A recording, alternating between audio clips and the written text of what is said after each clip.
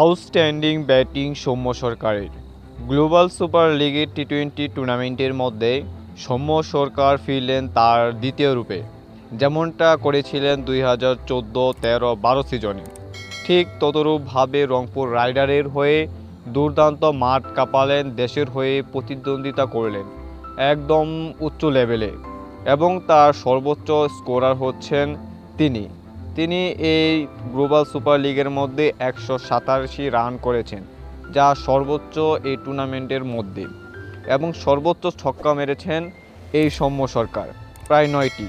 এবং এই global super টি-20-র মধ্যে তার 50 সংখ্যাও 2টি, এবং এই ইনিংসে সর্বোচ্চ 86 রানে ইনিংস খেলেছেন। সর্বোচ্চ ব্যাটিং অ্যাভারেজ হচ্ছে 47, সর্বোচ্চ ব্যাটিং স্ট্রাইক রেট হচ্ছে 142+, এবং ম্যান অফ দ্য ফাইনাল হয়েছেন, টুর্নামেন্ট সেরা প্লেয়ার হয়েছেন। সৌম্য তার কেরিয়ারের সেরা টি-20 ফরম্যাট কাটাচ্ছেন। নিঃসন্দেহে সৌম্য সরকার তার অচেনা রূপ থেকে বের হয়ে চেনা রূপের মধ্যে ফিরলেন। সৌম্য সরকারকে এমন রূপেই তো দেখতে চেয়েছিল বাংলাদেশের কোচ, ম্যানেজমেন্ট এবং ফ্যানরা।